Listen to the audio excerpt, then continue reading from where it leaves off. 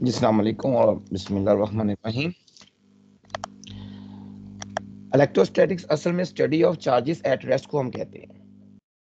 इसमें जो मेन बात आपने जहन में रखनी है कि इलेक्ट्रोस्टैटिक्स में हम उन चार्जेस को स्टडी करेंगे जो रेस्ट पर हैं, यानी जिनका एक्सेलरेशन जीरो है। इसका मतलब है वो चार्जेस भी इसमें स्टडी होंगे जिनकी वेलोसिटी स्लो और कांस्टेंट है, यानी यूनिफॉर्म स्लोली मूव करने वाले जो पार्टिकल हैं वो भी इलेक्ट्रोस्टैटिक में ही स्टडी किए जाते हैं। लेकिन जिनकी वेलोसिटी एक्सेलरेटिंग होती है या तेज रफ्तारी से मूव करते हैं, चाहे स्टडी ही वेलोसिटी क्यों ना हो उनकी, वो आ जाते हैं करंट इलेक्ट्रिसिटी में। ये एक मेजर इसमें डिफरेंस है आपके इलेक्ट्रोस्टैटिक्स में और इलेक्ट्रिसिटी के अंदर। अब इलेक्ट्रोस्टैटिक्स में जो हमारी पहली चीज आती है वो आता है कूलम्स लॉ। कूलम्स लॉ आपके पास का जो मैथमेटिकल फॉर्म है, अब ये रिसेंटली आप लोग पढ़ ही रहे हो उसको, F इज इक्वल टू के Q1 Q2 over R square. ये इसका फॉर्मूला यहाँ पर लिखा हुआ है। अब हमने देखना है इस कूलम लॉ के ऊपर हमारे पास जो एमसीक्यूज आते हैं वो किस किस्म के आते हैं।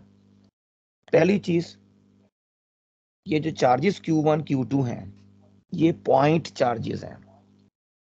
पॉइंट चार्जेस का मतलब ये होता है कि ऐसे चार्जेस जिनका साइज बहुत कम होता है as compare to the distance between them. एक बात ये आप नोट करेंगे। सेकेंडली, इसमें जो के कांस्टेंट आ रहा है उसका फॉर्मूला 1/4 पाई एप्सिलॉन नॉट। इसमें इसकी वैल्यू होती है 9 × 10⁻⁹ न्यूटन मीटर स्क्वायर पर कूलम स्क्वायर।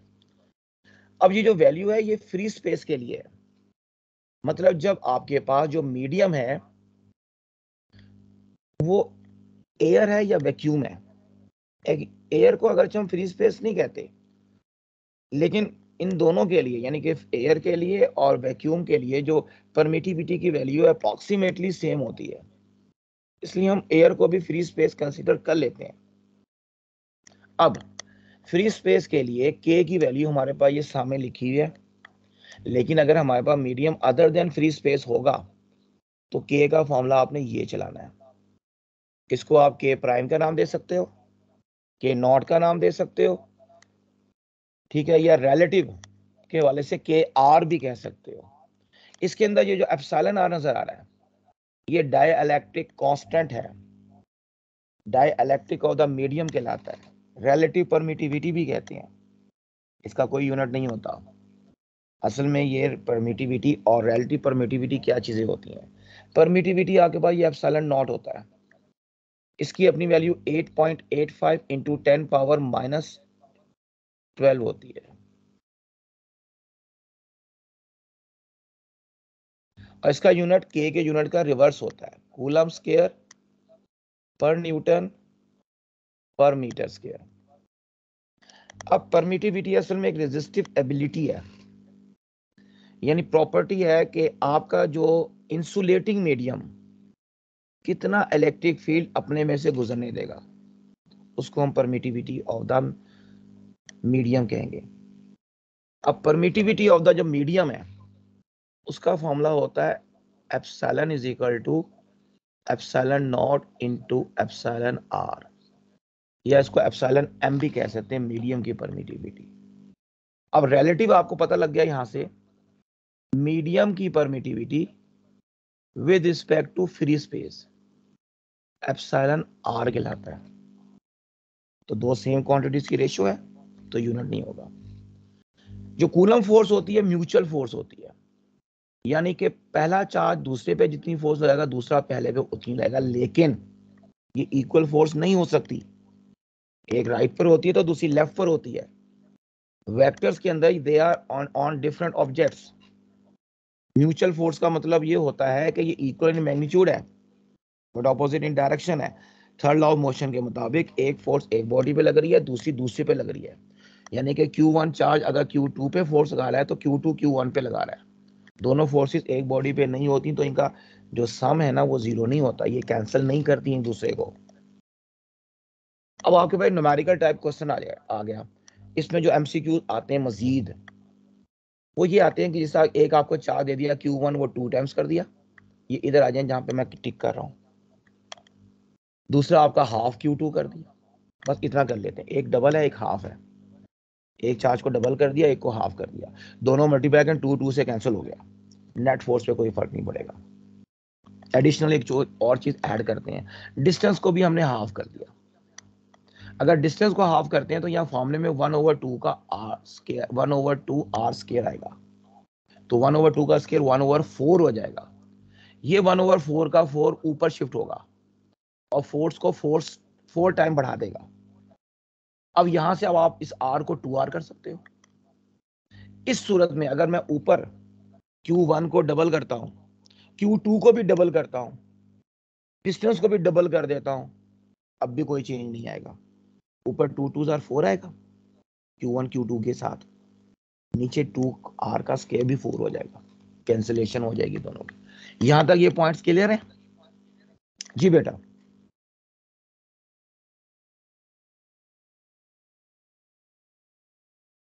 नेक्स्ट आपके पास कूलम फोर्स के बाद कुछ क्वेश्चंस हैं। कूलम फोर्स मीडियम में अगर आ जाए, ये अभी हमने जो पढ़ी कूलम फोर्स वो फ्री स्पेस के लिए थी, लेकिन अगर कोई मीडियम आ जाता है बिटवीन द चार्जेस, तो कूलम फोर्स का फॉर्मूला ये बनेगा, एफ प्राइम मीडियम के लिए एफ ओवर एप्सिलॉन आर। इस लिहाज से जो आपका पोटेंशियल है उसका फॉर्मूला आप यहां देख सकते हैं सामने, K Q over R. Electric field K Q over R square, ये आपके फॉर्मूले हैं सारे। कूलम फोर्स का फॉर्मूला के Q1 Q2 over R square होता है, और पोटेंशियल एनर्जी के Q1 Q2 ओवर आर, ये लिखा हुआ है आखिर में। अब इनके आप कॉरेस्पॉन्डिंग फॉर्मूले अगर बात करते हैं मीडियम की मौजूदगी में, तो वो ये बनेगा, पहला फॉर्मूला पोटेंशियल का ये लिखा हुआ है, ये इलेक्ट्रिक फील्ड है और ये कूलम फोर्स है, ये तीनों, और ये पोटेंशियल एनर्जी है। ये चारों फॉर्मूले क्या शो कर रहे हैं, अगर कोई इंसुलेटिंग मीडियम इंसर्ट किया जाएगा बिटवीन द चार्जेस, अब ये आपकी 5 लाइन है तमाम एमसीक्यूज की, whenever some insulating medium is inserted between the charges, then Coulomb force, electric field, potential between the charges और आपकी पोटेंशियल एनर्जी सब कम हो जाएंगी, डिक्रीज कर जाएंगी, सब डिक्रीज कर जाएंगी, नोट कर लो। और जब हम इंसुलेटिंग मीडियम बाहर निकालेंगे तो ये सब इंक्रीज हो जाएंगी। एक बात ये हो गई। अब चार्ज, कम से कम चार्ज किसी बॉडी के ऊपर इलेक्ट्रॉनिक चार्ज होता है, ये लिखा हुआ है, इलेक्ट्रॉनिक चार्ज 1.6 10 पावर -19 मैग्नीट्यूड होगी। प्लस माइनस अगर लगाएंगे सिर्फ ये बताने के लिए कि पॉजिटिव चार्ज है या नेगेटिव चार्ज। फॉर्मूले में, किसी भी फॉर्मूले में चार्ज की वैल्यू नेगेटिव पुट नहीं करते, चाहे वो इलेक्ट्रॉन है चाहे वो प्रोटॉन है, पॉजिटिव वैल्यू पुट करते हैं। अब आपके पास टोटल चार्ज हमेशा क्वांटाइज होता है, यानी 1 इलेक्ट्रॉन, 2 इलेक्ट्रॉन, 2.5 इलेक्ट्रॉन, 1.5 इलेक्ट्रॉन, कोई चक्कर नहीं है। डेसिमल में इलेक्ट्रॉन नहीं होते। आप आखिरी चैप्टर में पढ़ोगे कॉक्स के मुतालिक, उन पे चार्ज फ्रैक्शन में होता है, लेकिन भाई वो इंडिपेंडेंटली एग्जिस्ट नहीं करते, इसलिए उनको हम एज चार्ज पार्टिकल नहीं लेते। इलेक्ट्रॉन इंडिपेंडेंटली एग्जिस्ट कर सकता है, तो लीस्ट चार्ज, कम से कम चार्ज किसी बॉडी पे इलेक्ट्रॉनिक चार्ज होता है। अच्छा जी, ये चीज हो गई। पोटेंशियल एनर्जी, दो चार्जेस को हम क्लोज लेकर आते हैं, ऑपोजिट चार्जेस को, तो पोटेंशियल एनर्जी डिक्रीज करती है, क्योंकि अपने आप आएंगे। सेम चार्जेस हैं अगर उनको क्लोज लाते हैं, वहां पे पोटेंशियल एनर्जी इंक्रीज करेगी। इलेक्ट्रॉन को इलेक्ट्रॉन के पास लाओ, प्रोटॉन को प्रोटॉन के पास लाओ, तो पोटेंशियल एनर्जी इंक्रीज करती है, ये बात आप याद रखेंगे। अच्छा, इलेक्ट्रोस्टैटिक इंडक्शन के हवाले से कुछ चीजें हैं यहाँ पर, ये वाली स्क्रीन, इसमें जो आपने बातें देखनी है, चार्ज की जो डेफिनेशन है उसमें याद रखेगा ये एक इंट्रिंसिक प्रॉपर्टी है, ये टॉप पे यहाँ लिखा हुआ है। इंट्रिंसिक, एटम्स खुद न्यूट्रल होते हैं आमतौर पर, जब वो इलेक्ट्रॉन लूज करते हैं तो उनपे पॉजिटिव चार्ज आता है, जब गेन करते हैं तो नेगेटिव चार्ज आता है, आम सी बात है।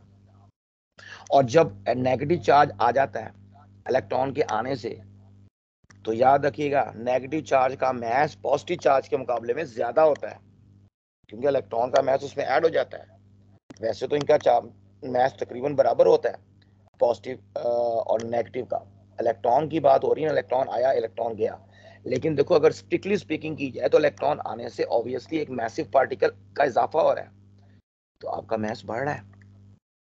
और जहां तक साइज का ताल्लुक है, जब इलेक्ट्रॉन आएगा तो साइज ऑफ एटम बढ़ता है आयन का, और जब पॉजिटिव चार्ज आता है तो इलेक्ट्रॉन जाता है तो साइज कम होता है। ये केमिस्ट्री में भी बातें आपने पढ़ी होंगी, ठीक है। फ्रैक्शनल चार्जेस का कॉक्स पे बता चुका हूं मैं, लेकिन इंडिपेंडेंटली एग्जिस्ट नहीं करते, इसलिए इनको हम चार्ज नहीं लेते। लीस्ट चार्ज इलेक्ट्रॉन का लेते हैं, हम बात कर चुके हैं। अब एक और चीज, चार्ज किसी बॉडी पे लेके जाना हो, एक तो है कि आप कंडक्शन करें, इसमें फिजिकली टच किया जाता है बॉडी को। आप एक रॉड लें, उस पर पॉजिटिव चार्ज लाएं, उसे किसी और बॉडी से टच कर दें, न्यूट्रल बॉडी से, तो उसके ऊपर चार्ज आ जाएगा इस रॉड वाला। या दूसरा इंडक्शन होती है। इंडक्शन क्या होती है समझ लो, ये डायग्राम बनाई हुई मैंने। इंडक्शन में ये एक रॉड है, इसको टिक किया, पॉजिटिव चार्ज है, इसको एक हम ग्लोब के पास लाए हैं, सफियर के पास लाए हैं, तो ये पॉजिटिव चार्ज नेगेटिव को अपनी तरफ अट्रैक्ट करेगा, पॉजिटिव को रिपेल करेगा। अगर हम यहाँ से इसको अर्थ कर देते हैं इस साइड से, तो वो जो पॉजिटिव चार्ज है वो न्यूट्रलाइज होएगा, नीचे से इलेक्ट्रॉन आएंगे जमीन से उसकी तरफ, और यहाँ पे जब मैं अर्थ खत्म कर दूंगा तो इस बॉडी पे सिर्फ और सिर्फ नेगेटिव चार्ज बाकी बचेगा। इस तरह आप नेगेटिवली चार्ज कर सकते हैं। और जब आपके पास दो ऑपोजिट चार्ज हैं, उनके दरमियान अट्रैक्शन होती है, सेम चार्जेस में रिपल्शन होती है। अब यहाँ पे एक सवाल देखो, ये आपके पास एक प्लेट है, फर्स्ट कलर को आप पॉजिटिव चार्ज देते हो, ये जो बॉडी है ये फर्स्ट एग्जाम्पल न्यूट्रल थी, तो इसके इस एंड पर जो लेफ्ट एंड का ये वाला, इस पे नेगेटिव चार्ज आएगा, राइट पे पॉजिटिव चार्ज इंड्यूस होगा। इसी तरह ये जो आपको नजर आ रहा है बॉल यहाँ लटका हुआ है, इस पे भी चार्ज इंड्यूस होगा, ऑपोजिट चार्ज इंड्यूस होगा नियर एंड पर, तो अट्रैक्शन होगी। अट्रैक्शन से ये बॉल इस रॉड की जानिब ट्रेवल करेगा, तो इसकी वेलोसिटी बढ़ेगी। वेलोसिटी बढ़ेगी, डिस्टेंस कम होगा, वेलोसिटी बढ़ेगी, डिस्टेंस कम होगा। डिस्टेंस कम होगा तो इनके दरमियान फोर्स, डिस्टेंस कम होने से फोर्स इनकी बढ़ेगी, अट्रैक्शन फोर्स बढ़ेगी, ठीक है। अब चूंकि फोर्स जब बढ़ेगी तो एक्सेलरेशन भी बढ़ेगा, ठीक है। तो ये बात याद रखिएगा, ये इसके एमसीक्यूज हैं। उसके बाद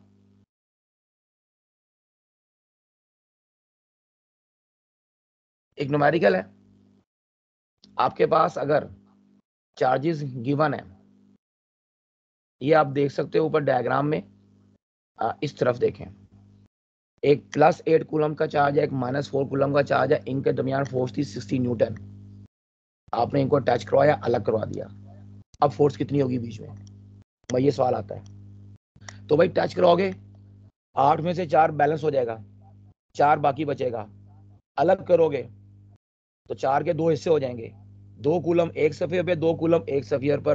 पहले चार्ज था 8 और 4, अब हो गया 2 और 2। ये रेशो का फॉर्मूला लगाओगे, ये वाला फॉर्मूला। प्राइम का मतलब है न्यू फोर्स और न्यू चार्जेस, विदाउट प्राइम जो ओल्ड वैल्यूज हैं, तो नीचे लगा दोगे 60, और Q1 Q2 में नीचे लगा दोगे 8 और 4, ऊपर लगाओगे 2 और 2। इसको हल कर लोगे तो राइट साइड पे आपको आंसर नजर आ रहा होगा 7.5 न्यूटन। फोर्स अब नहीं बच जाएगी। इस तरह के सवाल आ सकते हैं। आगे चलें जरा।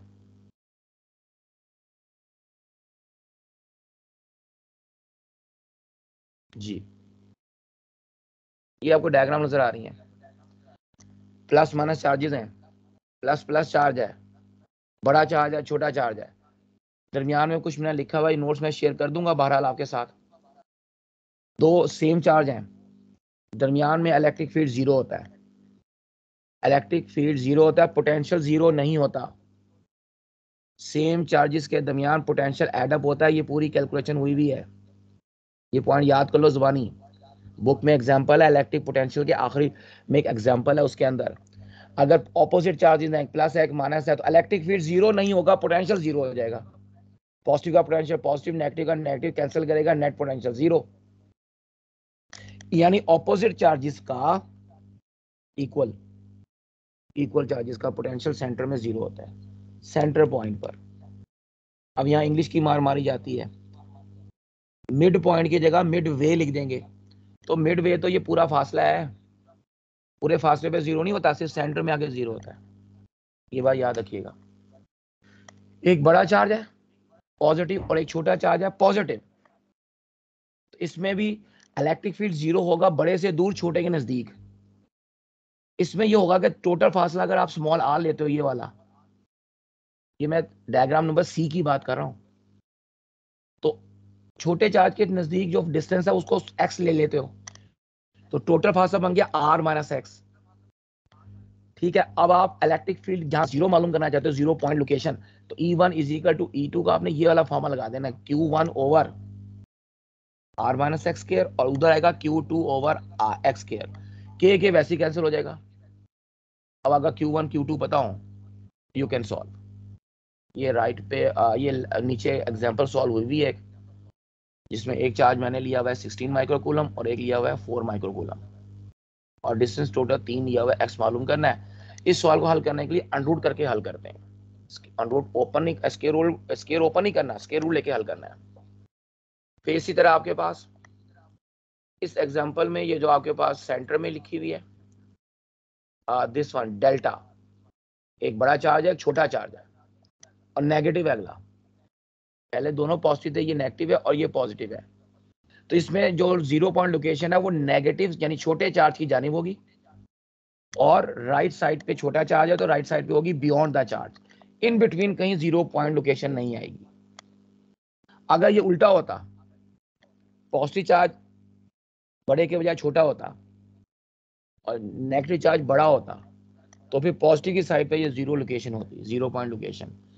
इसमें जो फॉर्मूला लगता है ये वाला, ये नोट कर लीजिए, वही है Q1 over R1 square, K2 over R2 square. इसमें जो R1 है ये R प्लस एक्स का स्क्वायर हो जाएगा, क्योंकि अब आपने x राइट साइड पे चला गया, अब माइनस से हम ऐड करेंगे R में तो आप x तक पहुंचेंगे। ये चीज हो गई, नोट कर लें। बाकी ये तो आपको मैं बता चुका हूँ इंडक्शन वाला। इसमें बहुत इंपॉर्टेंट कॉन्सेप्ट पोटेंशियल के हवाले से। पोटेंशियल आपके पास क्या होता है, work done per unit charge को हम कहते हैं। ठीक है, delta V W over Q। इसकी वजह हल कर लें तो ये पोटेंशियल ग्रेडियंट में चला जाता है, जिसका फॉर्मूला ये लिखा हुआ नजर आ रहा है टॉप के ऊपर, E is equal to minus delta V over delta R। अब ये पोटेंशियल ग्रेडियंट, इसके ऊपर हमारे पास न्यूमेरिकल आ जाते होते हैं। पोटेंशियल ग्रेडियंट हमें बताता क्या है, ये change, maximum change in potential बताता है with respect to displacement, maximum change in potential. और इसका जो नेगेटिव वैल्यू होती है वो इलेक्ट्रिक फील्ड इंटेंसिटी के इक्वल होती है। अब यहाँ पर इलेक्ट्रिक फील्ड इंटेंसिटी का फॉर्मूला अगरचे मैं पीछे डिस्कस कर चुका हूँ, लेकिन थोड़ा सा आप उसको मजीद देख लें। E is equal to KQ over R square, ये है मैग्नीट्यूड। यहां लगा दो यूनिट वेक्टर, ये बन गई वेक्टर फॉर्म। वेक्टर के यूनिट वेक्टर के साथ वेक्टर की उसकी वैल्यू पुटअप कर दो, R vector over R magnitude, तो इसकी एक और शक्ल यहां निकल आएगी। ये भी MCQ में बात आ जाती होती है, KQ over R cube R vector के साथ, ये इसकी एक और फॉर्म आ गई।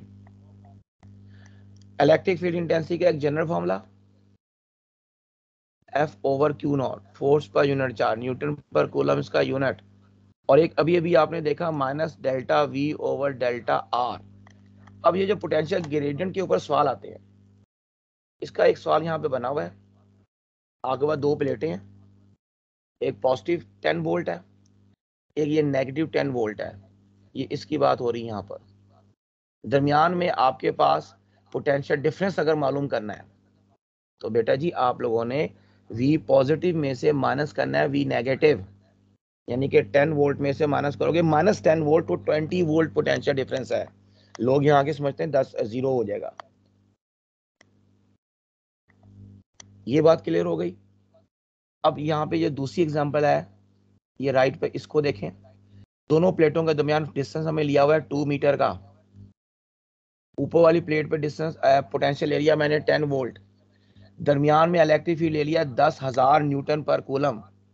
और मुझसे कहा गया नीचे वाली प्लेट का पोटेंशियल बताओ, अकेली प्लेट का पोटेंशियल बताना है, नेगेटिव पोटेंशियल है या पॉजिटिव है जो भी है। उसके लिए इलेक्ट्रिक फील्ड का फॉर्मूला लगाया हमने, E is equal to delta V over delta R. तो इसको हल करेंगे तो 200 वोल्ट डिफरेंस आ रहा है। अब गौर से सुनो, 200 वोल्ट, 200 वोल्ट डिफरेंस है। इसका मतलब है अब मेरे पास ये फॉर्मूला मैंने अप्लाई करना है, डेल्टा वी का मतलब होता है वी पॉजिटिव में से माइनस करना है वी नेगेटिव।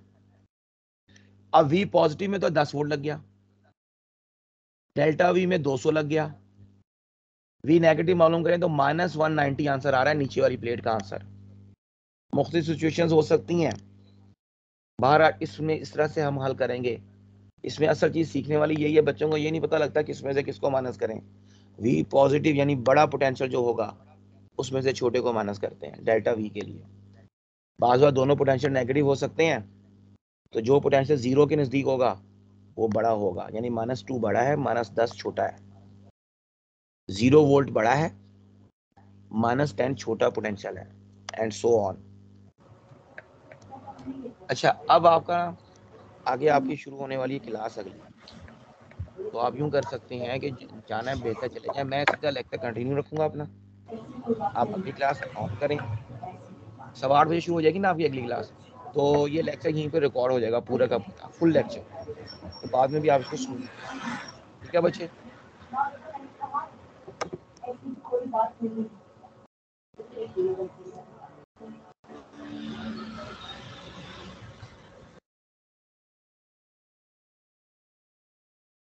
हाँ जी बेटा, जो मैं कह रहा हूँ बात, और ये किसी ने अपना माइक खोल लिया था, 444 ने मैंने बंद किया है, तो 8:15 आपकी क्लास शुरू हो जाएगी, तो आप वहाँ पे भी जा सकते हैं। आपको ये बाकी जो लेक्चर है मैं सीधा कंटिन्यू करके एंड तक करके इसको फिर क्लोज करूँगा। ओके बच्चे, बता दें मुझे अगर आपको मेरी बात समझ आ गई है।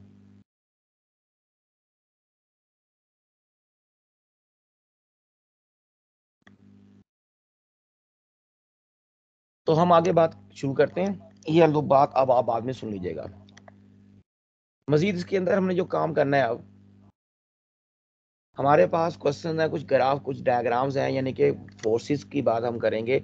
हमारे पास पॉइंट चार्जेस हैं, वो पॉइंट चार्जेस किसी तीसरे पॉइंट चार्ज पे कोई नेट फोर्स लगाते हैं। आपको याद होना चाहिए, आपका न्यूमेरिकल है, न्यूमेरिकल नंबर 2 जो आमतौर पे बच्चे छोड़ जाते हैं, इसके ऊपर बड़े सवाल बनते हैं।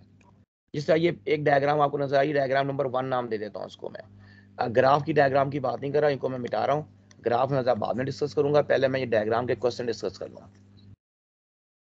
जी, ये बात हो रही है राइट साइड पे जो डायग्राम बनी हुई है, जिसको मैं यहाँ पे बता रहा हूँ कि जो मैं रेड कलर से हाईलाइट कर रहा हूँ, चार्ज नंबर 3 ये वाला, इसके ऊपर मैंने देखना है नेट फोर्स मेरी जो लग रही है वो किस डायरेक्शन में लग रही है।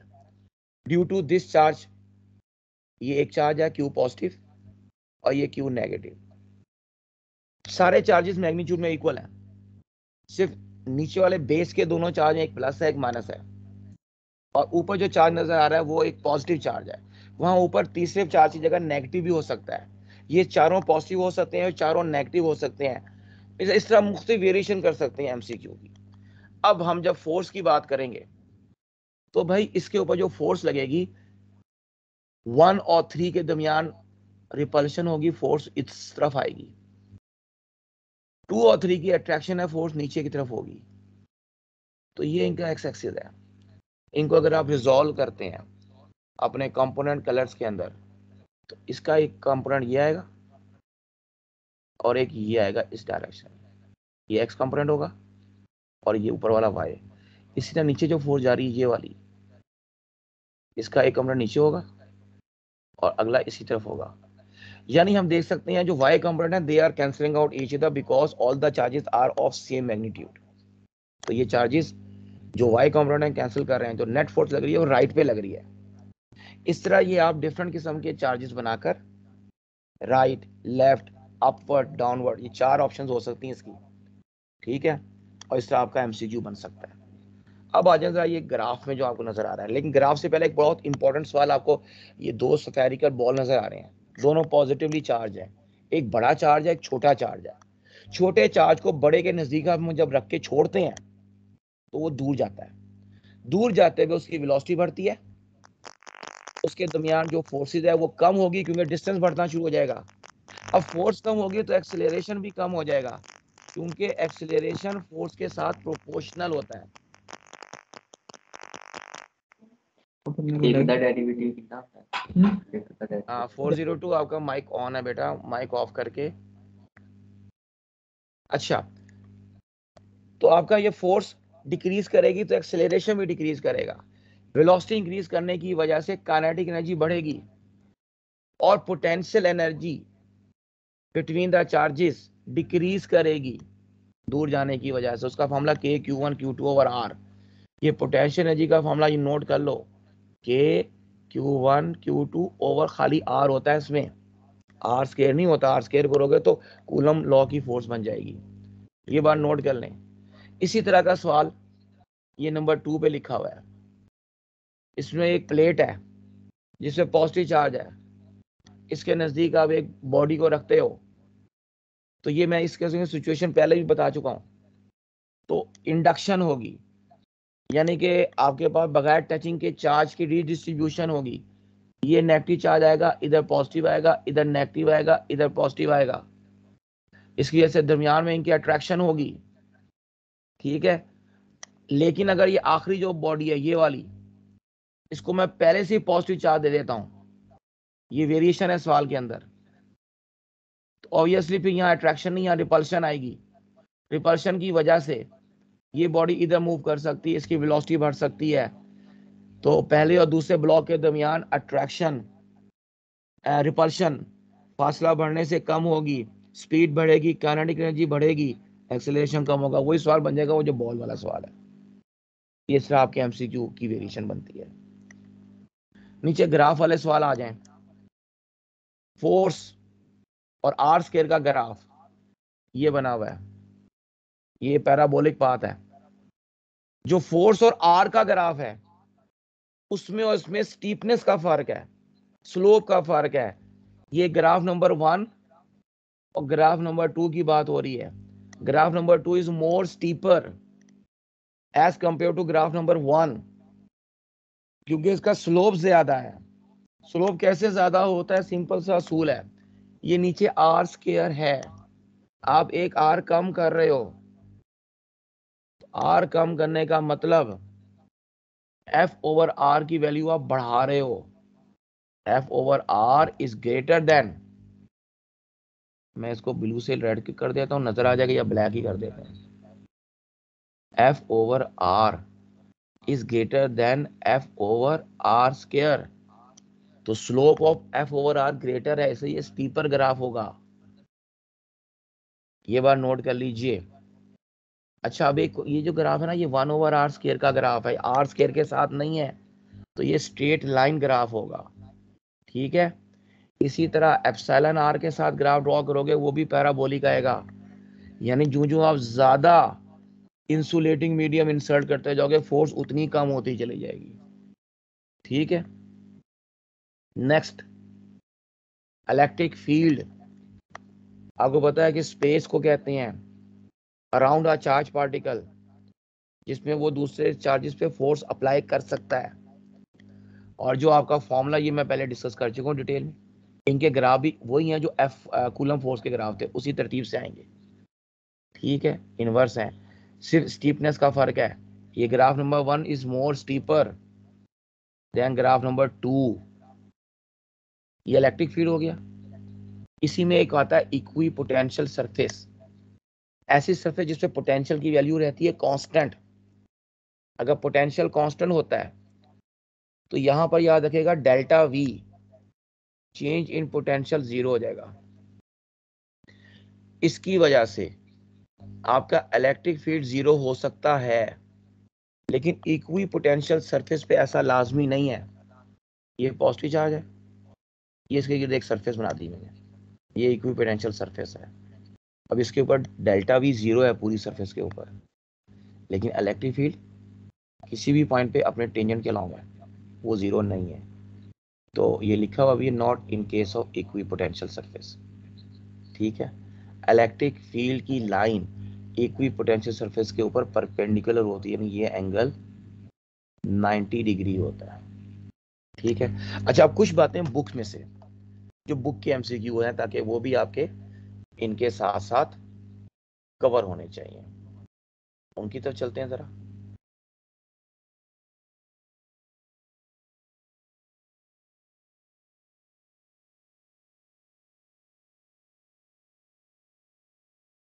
जी,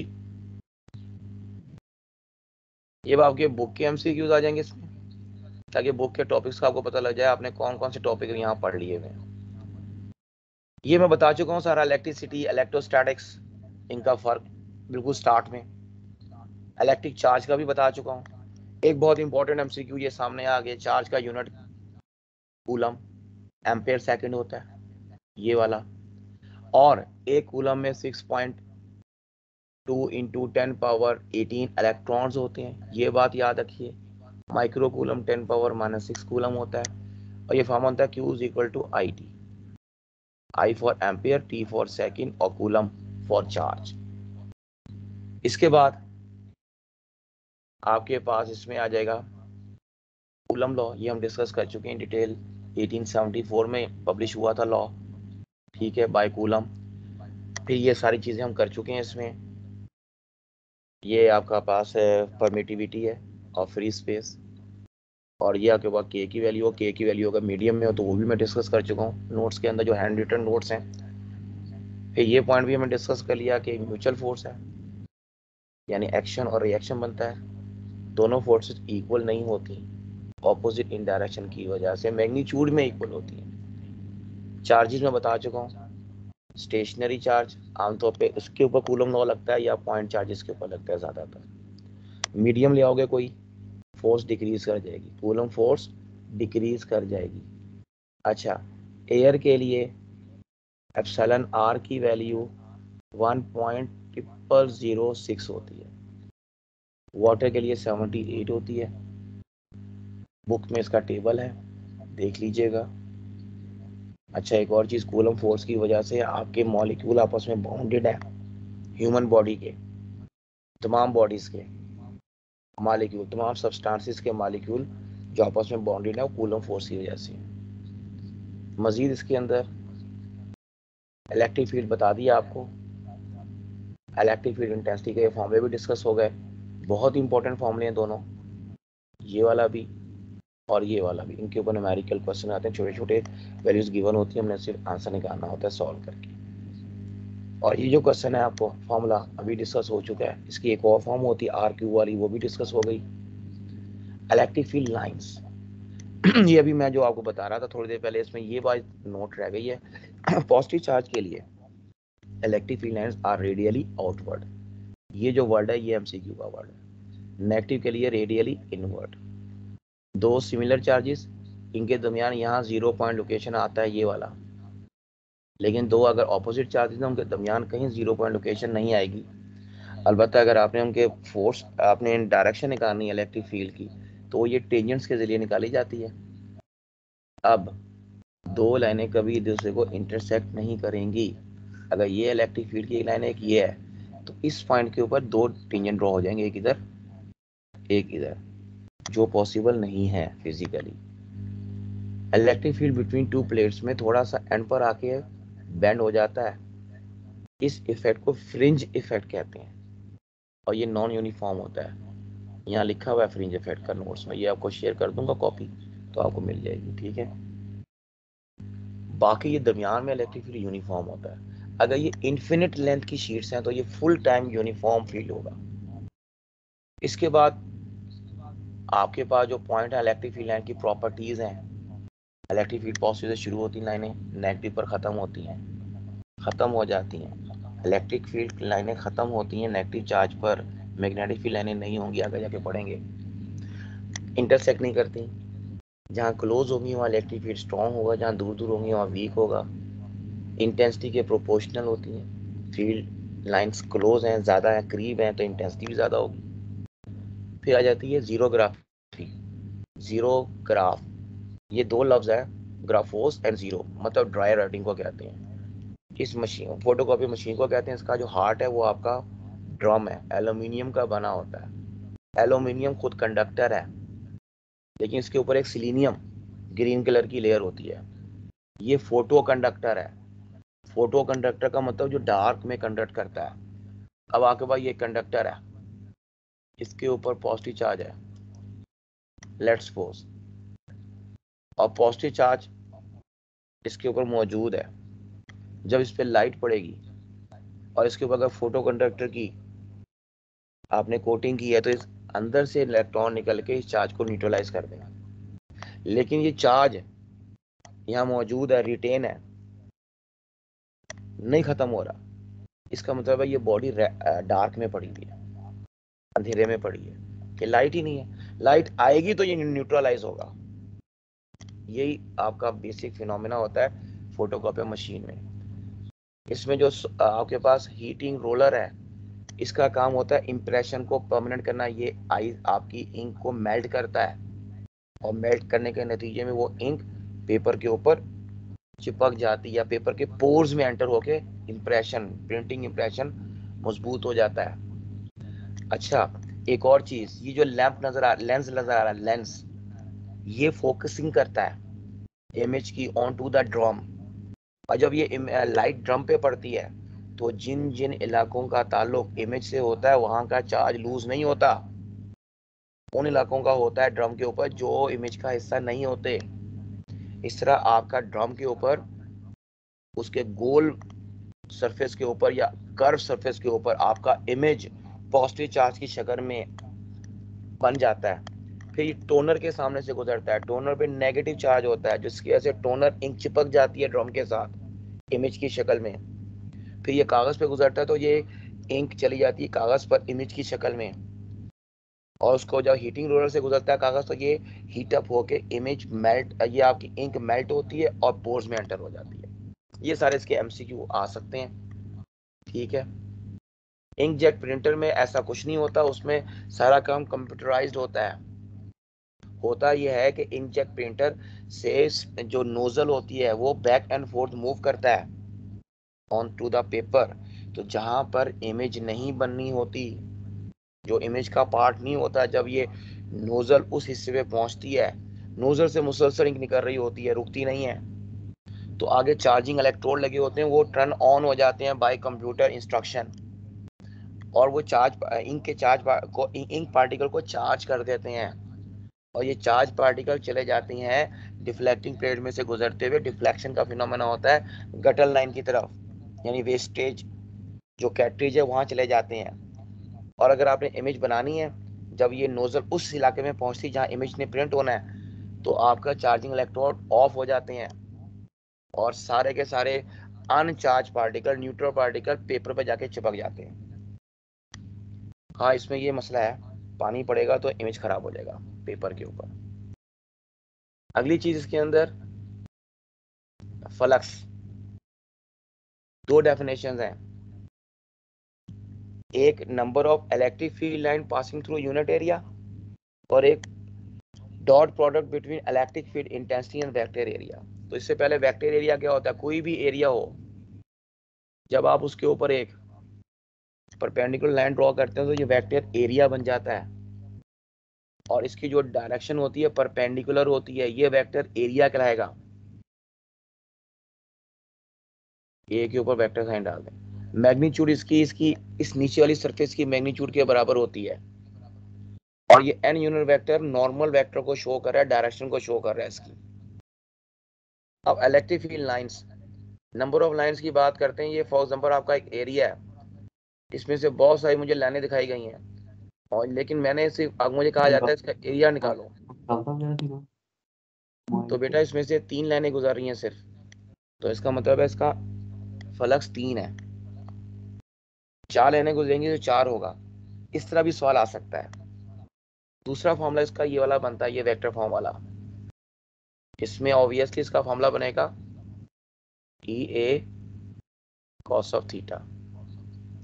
अब ये भी नोट कर लो, ये जो वेक्टर आपका एरिया इधर है, फॉर एग्जाम्पल इलेक्ट्रिक फील्ड इधर है, तो एंगल ये वाला हमने लिया है, एंगल हम ये वाला भी तो ले सकते थे प्लेन के साथ। ये एंगल बनता है 90 माइनस थीटा। अगर फॉर एग्जाम्पल आपको क्वेश्चन यूं दिया हुआ है, यहाँ ए लिख दिया, ये इलेक्ट्रिक फील्ड आ गया, और बेटा जी आपको थीटा यहाँ दे दिया ई और ए के दरमियान देने के बजाय, अब ये एंगल क्या बनेगा 90 माइनस थीटा। अब मैं जो काम कर रहा हूँ इस डायग्राम के लिए कर रहा हूँ, flux electric flux E A cos of 90 minus theta चलेगा, और ये हो जाएगा ई ए साइन थीटा, ये फॉर्मूला चलेगा। फ्लक्स में चूंकि कॉस ऑफ थीटा आ रहा है बेसिक फॉर्मूले में, ये बेसिक नहीं है, ये हमने बनाया सवाल जो राइट साइड पे मैंने हल किया। अब चूंकि ये जो बेसिक सवाल है इसमें cos of theta, theta 0 flux maximum, theta 90 flux minimum, और अगर थीटा कॉस ऑफ थीटा के हवाले से आपको पता है कॉस 60 पे हाफ होता है, तो फ्लक्स हाफ 60 डिग्री पे होगा। लेकिन अगर ऊपर वाला के सवाल की बात करें और जिसमें साइन थीटा आ गया है उसमें 30 डिग्री पे हाफ होगा। ये पॉइंट याद कर लो, यहाँ पे आपको घुमाने की कोशिश की जाएगी एमसीक्यूज में, लेकिन कॉन्सेप्ट आता हो तो आप इसको कर सकते हो, you can do it. Negative flux भी होता है, यानी आपके पास ये जो डायग्राम नजर आ रही है ये वाली, इसको मैं रोटेट कर देता हूँ 180 डिग्री पर, यानी यू बना देता हूँ रिवर्स में, वेक्टर एरिया इधर आएगा, इलेक्ट्रिक फील्ड उधर आएगा।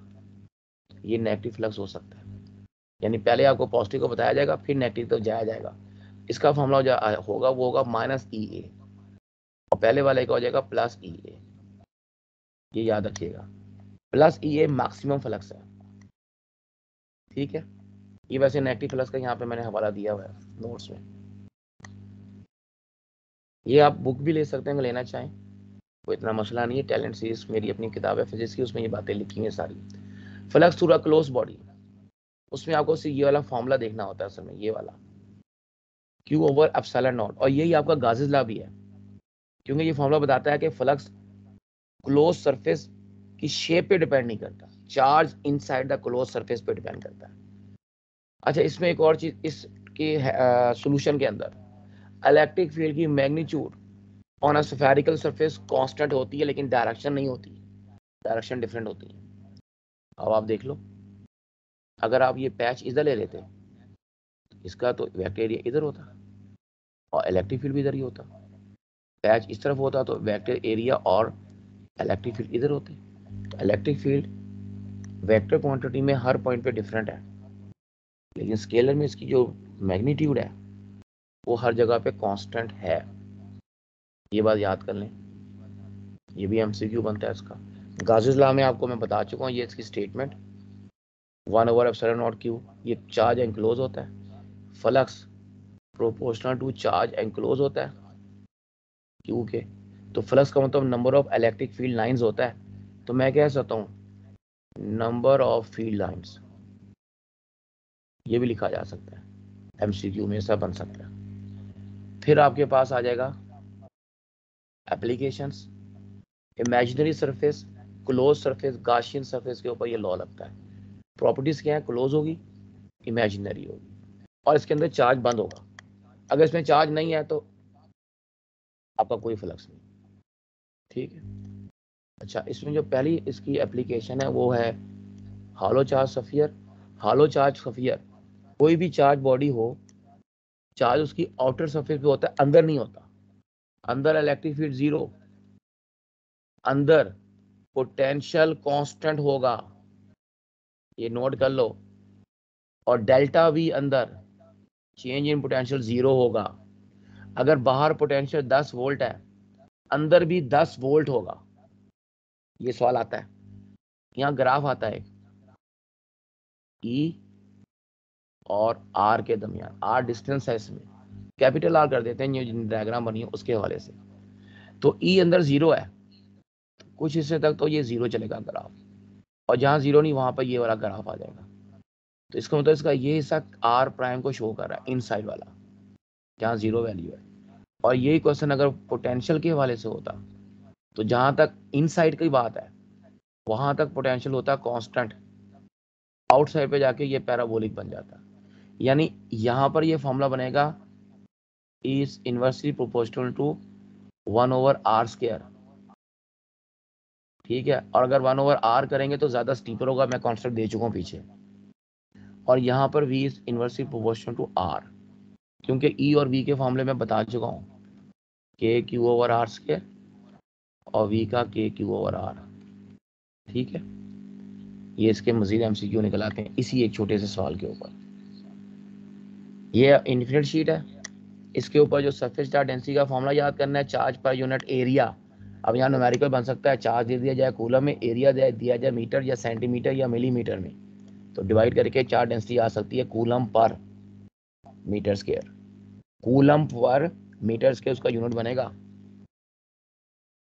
अब ये जो आपके पास सिलेंडरिकल आपने इमेजिनरी बॉडी लेट की है, यहाँ इसका electric field parallel to vector area है, तो यहाँ इसका फ्लक्स EA होगा, इधर भी फ्लक्स EA होगा, लेकिन ये कर्व से फिर ये वाली है, इस पे फ्लक्स 0 हो जाएगा, क्योंकि यहाँ जितना इलेक्ट्रिक फील्ड है या तो इस तरफ होगा या उस तरफ होगा, जबकि ये जो कर्व सरफेस है आपकी, इसका वेक्टर एरिया इस तरफ है, तो वेक्टर एरिया इलेक्ट्रिक फील्ड में ये 90 डिग्री का बनता है, इसलिए फ्लक्स 0 हो जाएगा।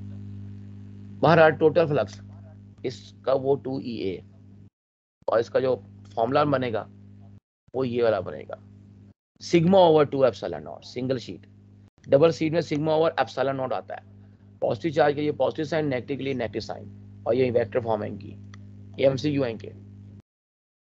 अगर आपका कोई और मीडियम बीच में आ जाता है तो भाई ये पर ε0 शामिल, ε0 के साथ εr भी शामिल कर देना। ये भी एक कॉन्सेप्ट आपकी बुक्स में तो नहीं है, लेकिन एंटी टेस्ट में ये होता है। आगे ये 2 प्लेटें हैं, इन 2 प्लेटों के दरमियान बॉक्स रखा जाता है, और उस बॉक्स की लोअर सरफेस के ऊपर ये वाला फ्लक्स होता है मैक्सिमम फ्लक्स EA लेते हैं हमेशा, E for electric field, A for area. अब इन दोनों के दरमियान जो इलेक्ट्रिक फील्ड इंटेंसिटी का फॉर्मूला ये बनेगा ε0। इसका मतलब है डबल शीट और सिंगल शीट। डबल शीट को अगर मैं 2 से शो करता हूँ और सिंगल शीट को मैं 1 से शो करता हूँ, तो आप देख सकते हो इन दोनों में रिलेशन क्या है। डबल शीट का आंसर /2, इन डबल शीट के आंसर को 2 से डिवाइड करोगे तो सिंगल शीट आएगी, तो डबल शीट का इलेक्ट्रिक फील्ड, डबल शीट के in between electric field double होता है। ठीक है, अब यहाँ पे कोई एक और MCQ निकलता है, आपका शॉर्ट क्वेश्चन भी ये है, ये पॉजिटिव है, ये नेगेटिव है, यहाँ एक चार्ज रखा, इस पे जो फोर्स लगेगी ना वो 2F लगेगी, डबल फोर्स। ये रिपेल करेगा, वो अट्रैक्ट करेगा, ये F से रिपेल करेगा, ये F से अट्रैक्ट करेगा, ऐड हो जाएंगी दोनों फोर्सेस। लेकिन दोनों अगर चार्ज प्लेटें पॉजिटिव हैं, ये आपका कैपेसिटर बन जाता है प्लस माइनस वाला, और ये हमने खुद सवाल बनाया नीचे वाला, यहाँ फोर्स 0 हो जाएगी, इस केस में इलेक्ट्रिक फील्ड भी 0 हो जाएगा सेंटर में। ठीक है, ये बात याद रखिएगा। फिर पोटेंशियल डिफरेंस आ गया, ये मैं बता चुका हूँ सारी बातें। इसका ये फॉर्मूला बस आपको आना चाहिए, यूनिट इसका वोल्ट होता है, और इसके ऊपर MCQ भी मैं आपको शुरू में करा चुका हूँ, तो इसको हम ऐसे ही गुजार रहे हैं कि ये हम कर चुके हैं। पोटेंशियल ग्रेडियंट भी हम कर चुके हैं। यहाँ से इलेक्ट्रॉन, ये न्यूटन पर मीटर और न्यूटन पर कूलम, दोनों इलेक्ट्रिक फील्ड इंटेंसिटी के यूनिट हैं, इक्विवेलेंट हो। अब electric potential at a point, लेकिन इससे पहले एक छोटी सी चीज होती है, बल्कि इसके बाद है इलेक्ट्रॉन वोल्ट का जिक्र आ जाएगा, वो भी बड़ा इंपॉर्टेंट अभी पढ़ते हैं। ये आपका फॉर्मूला है work done per unit charge, ये भी मैं बात कर चुका हूँ अभी थोड़ी देर पहले। एक बार सुन लें, ये पॉजिटिव चार्ज है, ये इसका यहाँ तक इलेक्ट्रिक फील्ड है, 2 पॉइंटों के दरमियान में वर्क डन करते हो यूनिट चार्ज पर, तो ये इलेक्ट्रिक पोटेंशियल डिफरेंस है। अगर ये वर्क डन इन्फिनिटी यानी इलेक्ट्रिक फील्ड बाहर से आते हो इस पॉइंट तक, तो ये आपका पोटेंशियल एट अ पॉइंट है, ए पॉइंट का पोटेंशियल, जबकि ये चीज डेल्टा V कहलाएगी। और ये अगर ए पॉइंट है और ये बी पॉइंट है, तो ये कहलाएगा VA - VB। ये फर्क है दोनों में, पोटेंशियल एट अ पॉइंट और पोटेंशियल डिफरेंस के दरमियान। इसके बाद आपके पास ये पोटेंशियल का फॉर्मूला KQ/R, ये वाला, बस ये फॉर्मूला याद करना है आपने, ये आखिरी।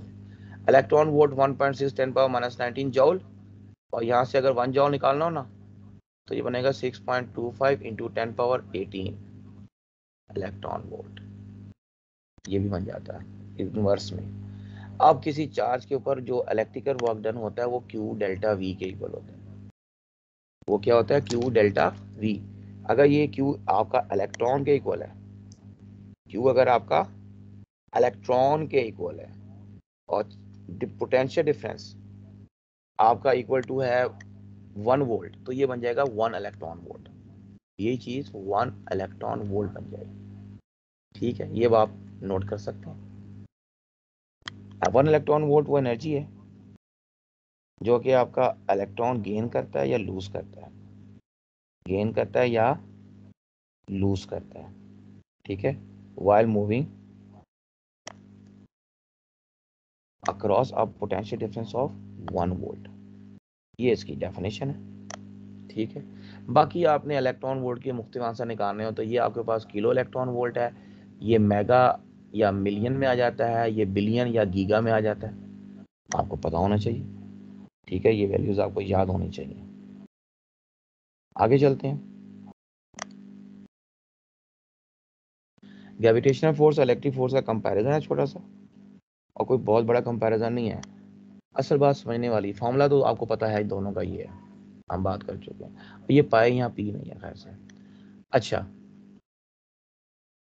अब आपके पास जो ग्रेविटेशनल फोर्स है ना, याद है इसका ग्रेविटेशनल कांस्टेंट स्मॉल होता है, इलेक्ट्रिकल कांस्टेंट लार्ज होता है। एक बार दोनों इनवर्स के लॉ ओबे करती हैं, लेकिन ग्रेविटेशनल फोर्स वीक होती है, इलेक्ट्रिकल फोर्स स्ट्रॉन्ग फोर्स होती है। इलेक्ट्रिकल अट्रैक्टिव भी हो सकती है और रिपल्सिव भी हो सकती है। ग्रेविटेशनल सिर्फ और सिर्फ अट्रैक्टिव होती है, ये बात याद रखिएगा। ठीक है, आगे चलते हैं। इसमें एक और चीज रह गई, ग्रेविटेशनल फोर्स मीडियम डिपेंडेंट नहीं होती, इलेक्ट्रिकल फोर्स मीडियम डिपेंडेंट होती है। अब आ गया मिलिकन। मिलिकन ने जनाब 1909 में सबसे पहले चार्ज मालूम किया था और एन इलेक्ट्रॉन, और ये उसने ड्रॉप जो ऑयल ड्रॉप एक्सपेरिमेंट के जरिए काम किया था। इसमें एमसीक्यू के हवाले से आपको या सवालों के हवाले से जो चीज़ आ सकती हैं, ये दो प्लेटें हैं, इनके दरमियान अगर एक चार्ज पार्टिकल आपने सस्पेंड करवाया है ना, तो इसका मतलब ये है कि आपने इलेक्ट्रिकल फोर्स को ग्रेविटेशनल फोर्स के बराबर कर दिया है। ठीक है, इलेक्ट्रिकल फोर्स को अगर आप जब ग्रेविटेशनल फोर्स के बराबर करते हैं, यानी डब्ल्यू के बराबर, तो इलेक्ट्रिकल फोर्स क्यू ई होती है और ये एम जी होता है। अब electric field intensity between two plates, वो आप अगर ये पोटेंशियल ग्रेडियंट के फॉर्मूले से V ओवर डी बनता है। ठीक है, और यहाँ से आप Q का आंसर निकाल सकते हैं M G D over V। ये फॉर्मूला आपको आना चाहिए, इसके ऊपर न्यूमेरिकल आ सकता है। ये फॉर्मूला ये हो गया, ये क्वेश्चन नंबर 1। जब आप चार्ज पार्टिकल को छोड़ते हो वो नीचे गिरता है, हल्के वेट की वजह से फौरन टर्मिनल वेलोसिटी अटेन करता है, at that moment drag force ये वाली और वेट बराबर होती है। ये मास ऑफ पार्टिकल का फॉर्मूला आ गया, और ये उसकी टर्मिनल वेलोसिटी का जितना उसने फासला तय किया और जितने टाइम में किया, टाइम स्टॉप वॉच से मालूम करते हैं फिजिकली देखकर। फिर ये रेडियस का फॉर्मूला आपको आना चाहिए। ठीक है, मैथ्स का फॉर्मूला कर लें तो ठीक है, नहीं करें तब भी खैर है, रेडियस का आपको याद कर लें तो ज़्यादा बेटर होता है। इसके बाद कैपेसिटर आ गए। कैपेसिटर वो डिवाइस है जिसमें आप चार्ज या इलेक्ट्रिक फील्ड को स्टोर करते हो।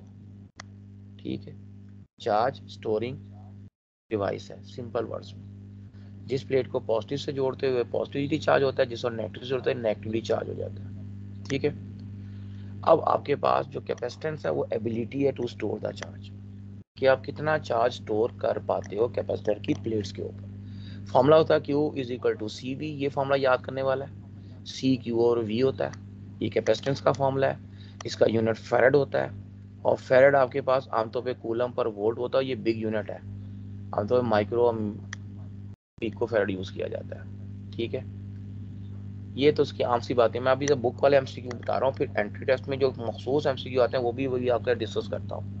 अभी मैं चाह रहा हूँ जब बुक वाली बातें ना जरा वो सामने आ जाए आपके, एक बार रिवीजन भी हो जाएगी आप लोगों की।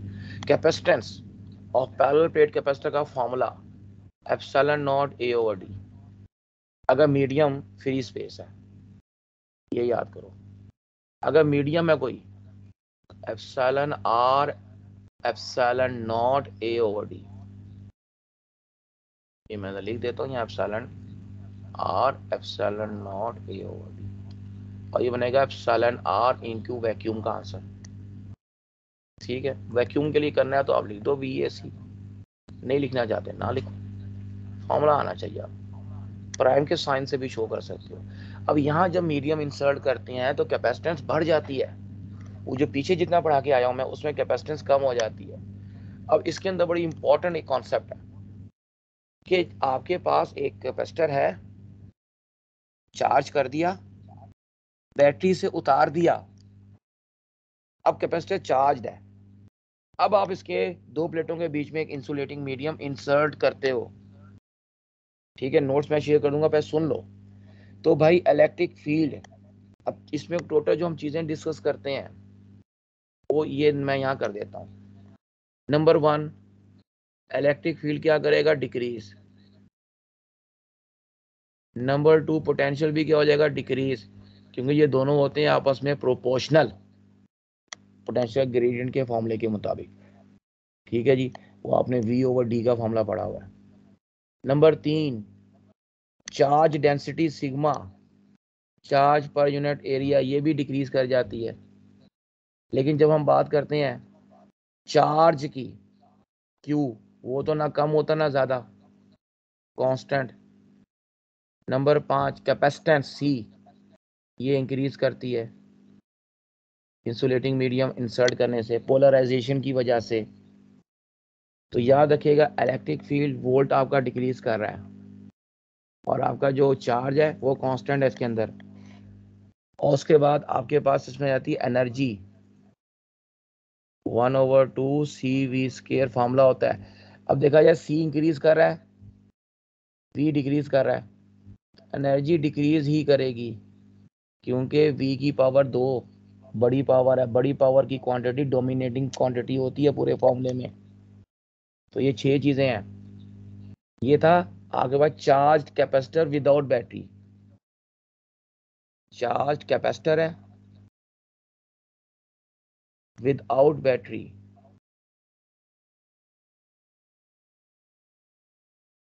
इसके अंदर आपने इंसुलेटिंग मीडियम इंसर्ट किया है। अब दूसरी तरफ आपके पास कैपेसिटर चार्ज ही है लेकिन बैटरी उतारी नहीं है, चार्ज कैपेसिटर है विद बैटरी। इसका मतलब है कैपेसिटर है, चार्ज हो गया, ठीक है, एयर की मौजूदगी में, बैटरी नहीं उतारी आपने, और इंसुलेटिंग मीडियम इंसर्ट कर दिया। अब क्या होगा, अब चूंकि बैटरी लगी हुई है, मैं डायग्राम भी बना देता हूं, बैटरी लगी हुई है, मुसलसल चार्ज की सप्लाई हो रही है।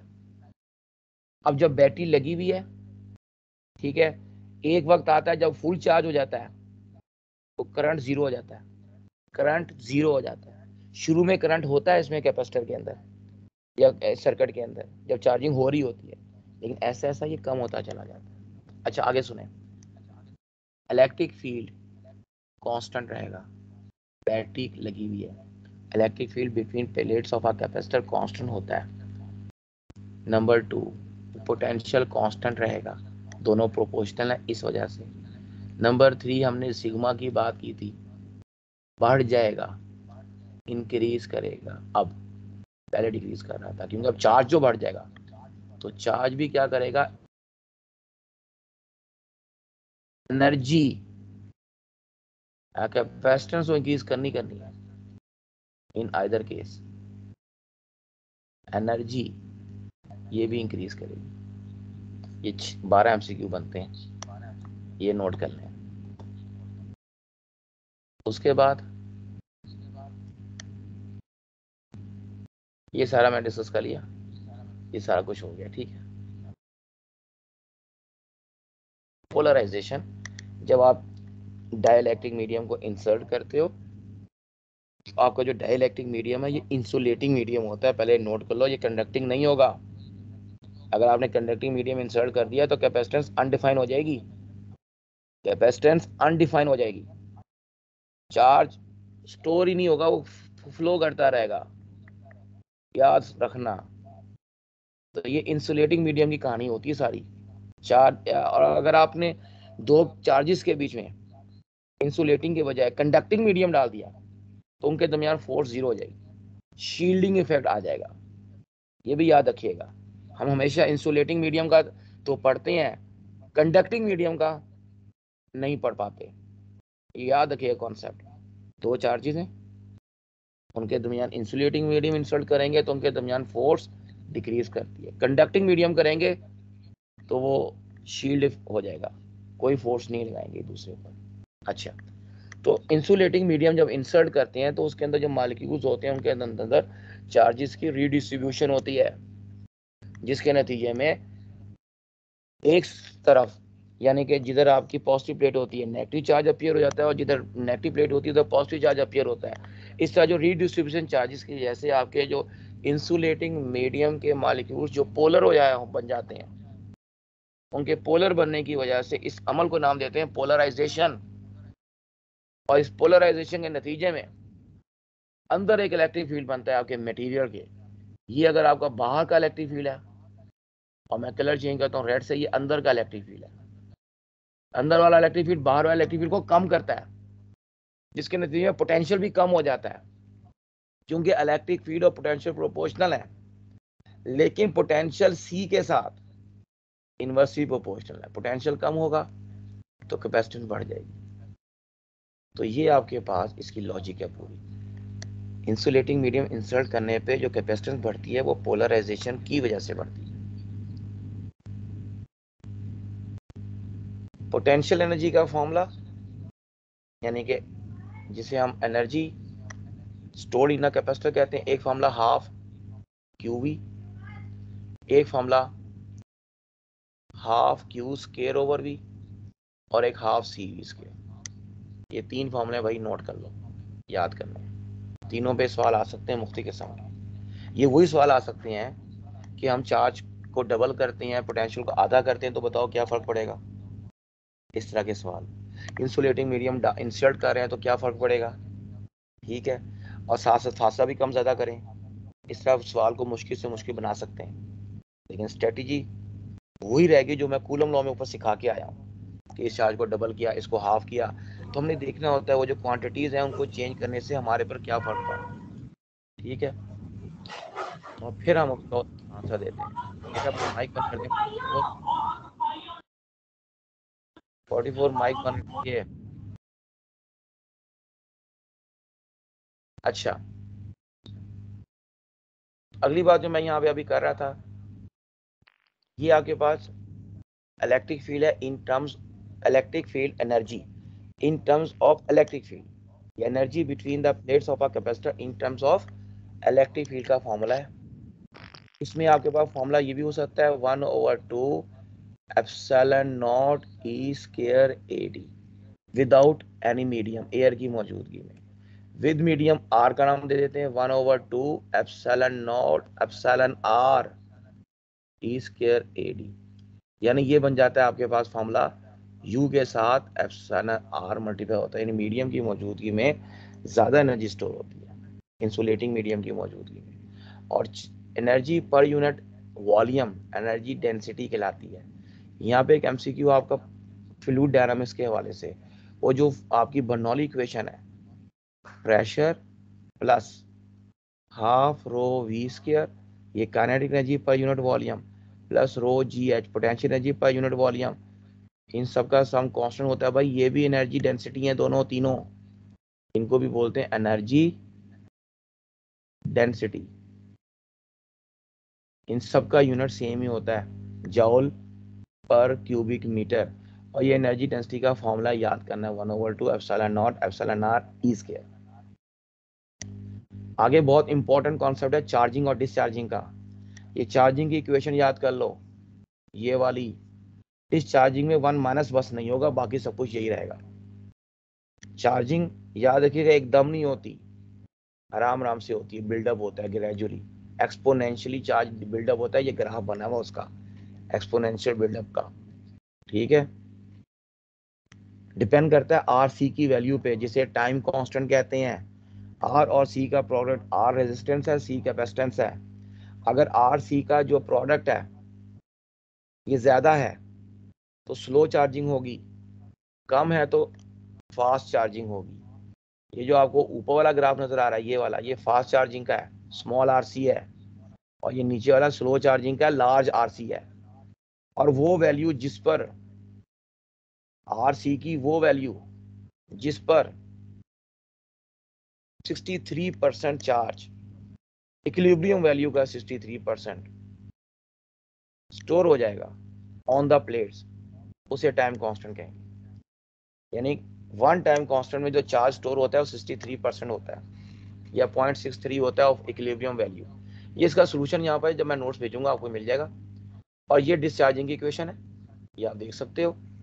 ठीक है, फुल चार्ज करने के लिए किसी भी कैपेसिटर को इन्फिनिट टाइम चाहिए, और फुल डिस्चार्ज करने के लिए भी इन्फिनिट टाइम चाहिए।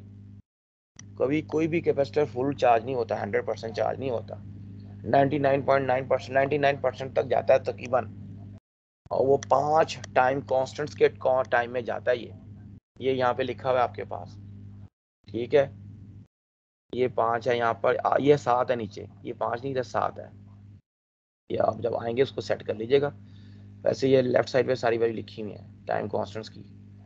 तो पहला टाइम कॉन्स्टेंट गुजरेगा तो आपका तकरीबन फर्स्ट टाइम कांस्टेंट में जो चार्ज स्टोर होगा वो ये लिखा हुआ है 63%, 0.2 होता है, और जो बच जाएगा वो 36.8% होता है।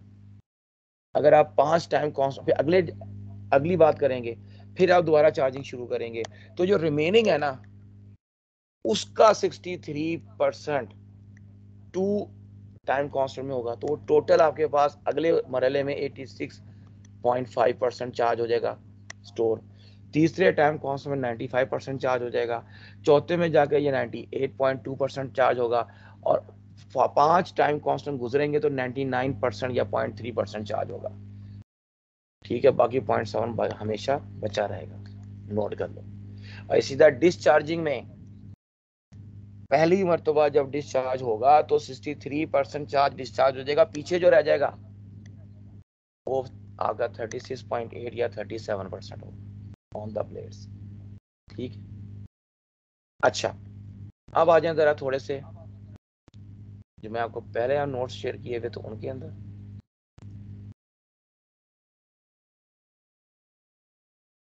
ये वाले, ये चीज, दो बॉडीज को एक दूसरे पर रख के रगड़ा जाता है तो किस पर पॉजिटिव चार्ज आएगा, किस पर नेगेटिव चार्ज आएगा, स्क्रीनशॉट ले लीजिए इसका। इस लिस्ट में जो बॉडी ऊपर है ना उसको किसी नीचे वाली बॉडी से जब रब किया जाएगा तो ऊपर वाली लिस्ट के मुताबिक ऊपर वाली ऑब्जेक्ट के ऊपर पॉजिटिव चार्ज आएगा। जिस समय मैं अगर हाथ के ऊपर अपने सिल्क को रगड़ूंगा तो मेरे हाथ पे पॉजिटिव चार्ज आएगा, सिल्क पे नेगेटिव।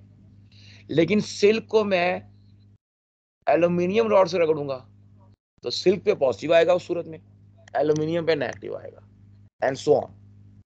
ये याद कर लो। ठीक है, एक बहुत मशहूर सवाल, एक चार्ज है उसको डिवाइड किया दो हिस्सों में, चार्ज क्यू था, दूसरा हिस्सा Q1 निकाल लिया इसमें से, तो बाकी बचा Q माइनस Q1। हमसे कहा गया Q ओवर Q1 की रेशियो बताओ।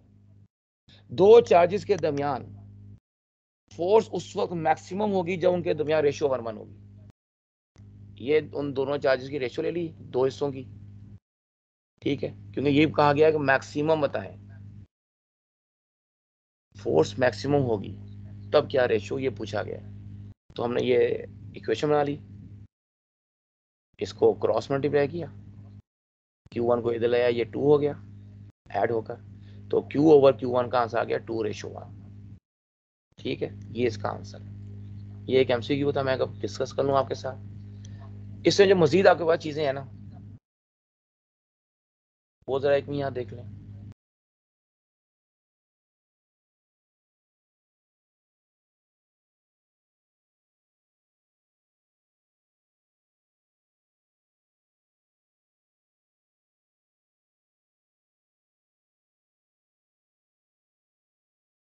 ये सारे क्वेश्चन आपके पास कैपेसिटर से मुतल्लिक़ हैं।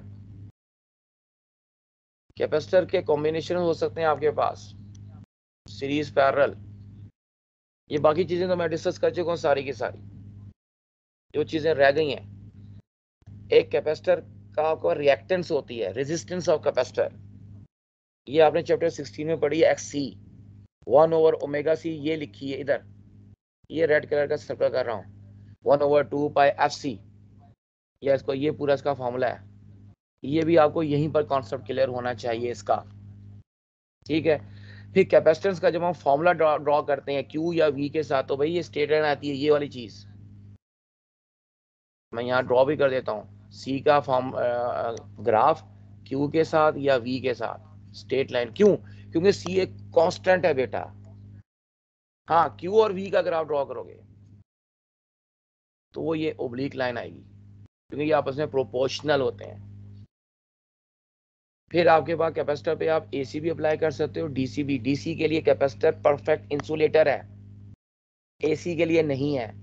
AC कैपेसिटर से गुजर जाता है, अल्टरनेटिंग करंट हमने पढ़ा हुआ है।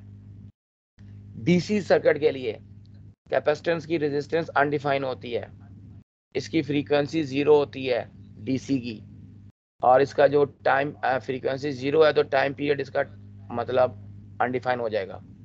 लेकिन ये काम AC में नहीं होगा, क्योंकि AC करंट की फ्रीक्वेंसी 50 हर्ट्ज होती है, तो 1/50 उसका टाइम पीरियड हो जाएगा कैपेसिटर के केस में। फिर इसके बाद आपके पास जो चीजें हैं, इलेक्ट्रिक पोलराइजेशन वाले साहब मैं डिस्कस कर चुका हूँ। ये जो आपके पास कॉम्बिनेशन ऑफ कैपेसिटर्स हैं, सीरीज और पैरेलल भी आपको आने चाहिए। इसमें जो चीजें नोट करने वाली हैं वो ये नोट करें जरा, राइट साइड पे डायग्राम्स बनी हुई हैं, ये वाली दो कैपेसिटर हैं, पैरेलल में है, तो पैरेलल में उनकी कैपेसिटेंस मालूम करनी है तो 1/C का फॉर्मूला चलता है। सीरीज में अगर लगे हैं तो 1/C का फॉर्मूला 1/C1 + 1/C2, यानी जो फॉर्मूला पैरेलल में रेजिस्टेंसेस के लगाते हैं वही फॉर्मूला सीरीज में कैपेसिटर्स के लिए यूज करते हैं। और कैपेसिटर्स पैरेलल में लगे हैं ना, तो इनकी कैपेसिटेंस डायरेक्ट जमा होती है।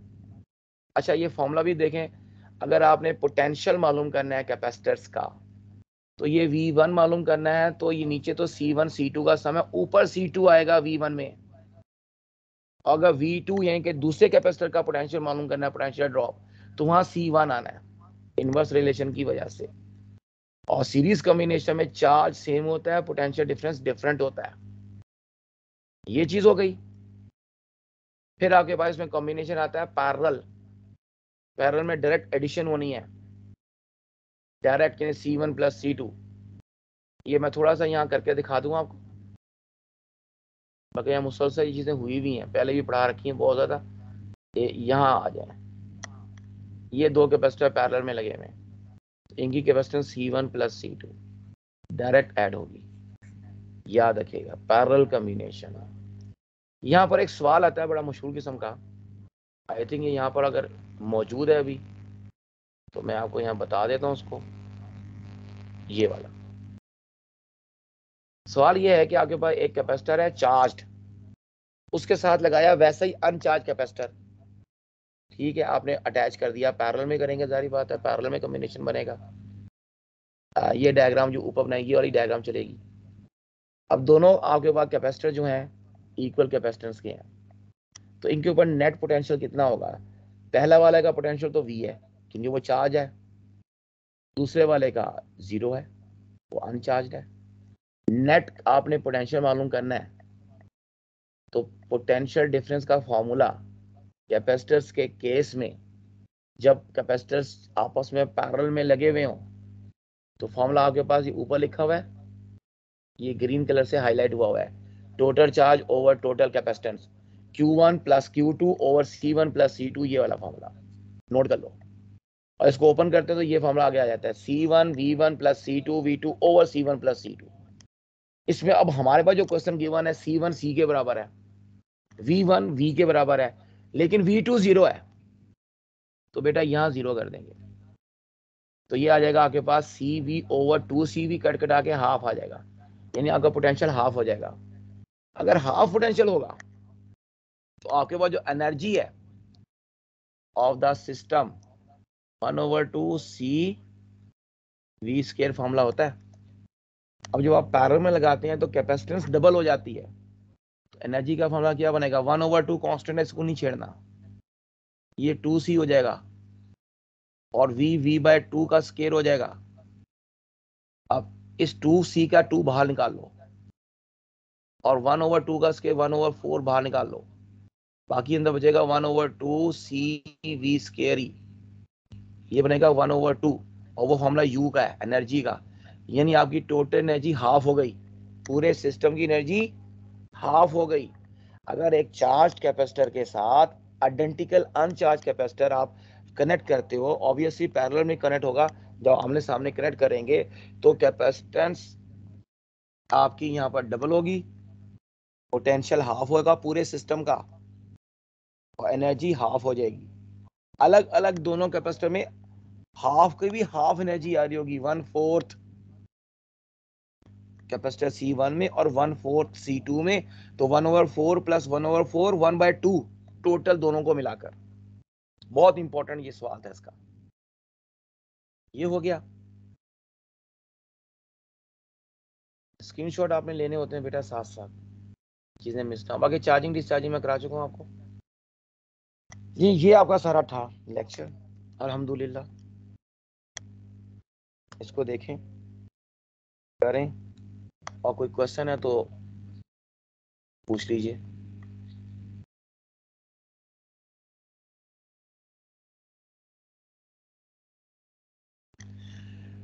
स्टेप के नोट्स कहाँ से मुझे मिलेंगे?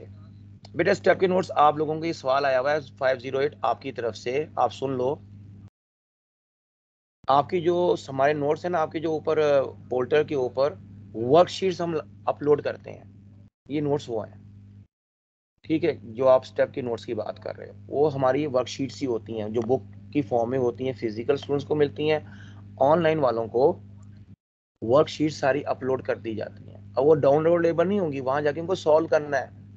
वो जो आप क्वेश्चन सॉल्व करते हैं, जहाँ टेस्ट सॉल्व होता है, वहीं वर्कशीट भी नजर आ जाएंगी आपको, वो भी आप जाएंगे तो पेपर की तरह सॉल्व होंगी।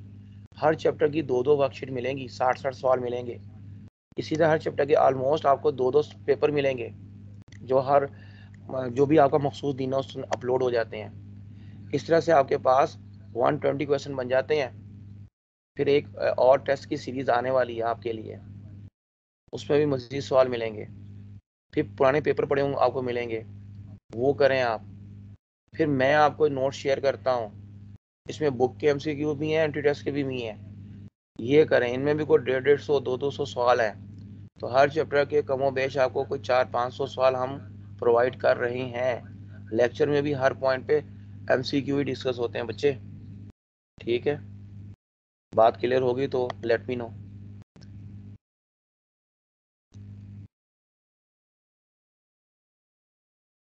ओके बेटा, चलें फिर चलते हैं। नेक्स्ट इंशाल्लाह फिर आप लोगों से मुलाकात होगी अगले वीक। मेरा नंबर नोट कर ले ज़रा, मुझे आपने थोड़ा सा रिमाइंड भी करा देना है। जैसा आज वो नेट ऑफ था तो मुझे पता ही लगा, मैं समझा क्लास ही नहीं हो रही। 03454084-780। आई थिंक आप में से किसी के पास है भी ये नंबर। ओके, अल्लाह हाफिज।